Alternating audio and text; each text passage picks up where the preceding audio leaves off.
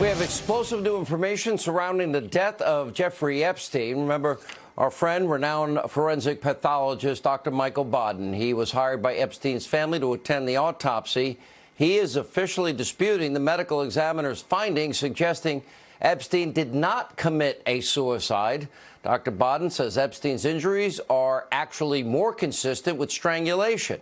Now with more on his findings, Dr. Michael Baden. Dr. Baden, how many years have you been doing this? I've known you a long time. Pretty much close to 50 years, Sean. 50 years. How many autopsies? You were a lot younger when I first met you. Thanks a lot. So were you. Let me. How many autopsies have you participated in the course of your long and prestigious career? Well, I've done about more than 20,000 autopsies, and many more than that. And you were involved in a lot of high-profile cases, because that's correct.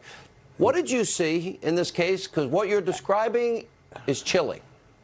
When the autopsy was done, I attended the autopsy, spoke with the medical examiner doing the autopsy, and noticed with her that there were some unusual injuries for a person who was described as having committed suicide by hanging. There were extensive forceful damage to his neck organs, to the hyoid bone that you see there in the middle that has a fracture on the left horn. That's a horseshoe bone with the horn in the back. Right. And there's beneath it the Adam's apple, a thyroid cartilage, and there are two fractures in that bone. That's an awful lot of force that does not happen in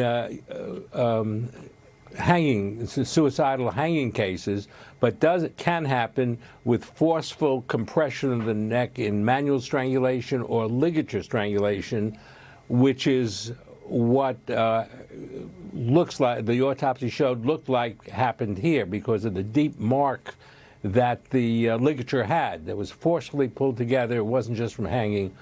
And for that reason, the medical examiner on Sunday put down the cause of death as pending further study because she didn't know it was hanging, strangulation, suicide, or homicide, and waited for more information. Now, apparently, the medical examiner got information that a few days later made them change it from pending further study to suicide.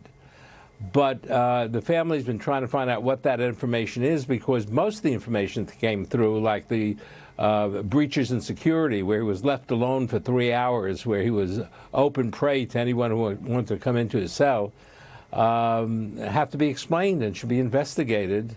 And I think the injuries are not those typically seen of a suicidal hanging. What are the odds, in your view, that this was, in fact, a strangulation, not a suicide? What are the odds? I think that's 75-25 right now, that on the basis that this is a homicide, maybe more, because we don't have the results of the DNA swabs of the ligature that was around the neck, which would have the DNA of anybody who put fingers on that and made the ligature. That should have been available within a few days. It's not clear where the ligature is, whether New York City kept it, whether the FBI kept it, whether it was just thrown out in the trash, or whether it's being held to be examined in the future. I could tell you that I spoke to an attorney that had spoken with him in just 2 days prior, who confirmed that he was looking forward to proving, quote, his innocence. And I can also confirm, we also know that he had been assaulted in prison, don't we? Yeah, 18 days earlier, July 23rd, he was found on his cell and with marks on his neck, crush marks on his neck, and he said that the inmate he was celled with had assaulted him. For some reason, they put him on a suicide watch, then removed the suicide. If you... Would you be able to determine 100% if you did the autopsy? Well, I would think. Only have a few seconds. Yeah, I would think that right now we don't have all the information, and we don't have what the FBI has done, what the crime lab has done. All right, I think it's getting up to 90% certainty with what we have. Dr. Bodden, thank you. Remember they brought Justice Kavanaugh to tears? Remember that? Well, today the Democrats again brought another Trump judicial nominee to tears. We'll show you the video next.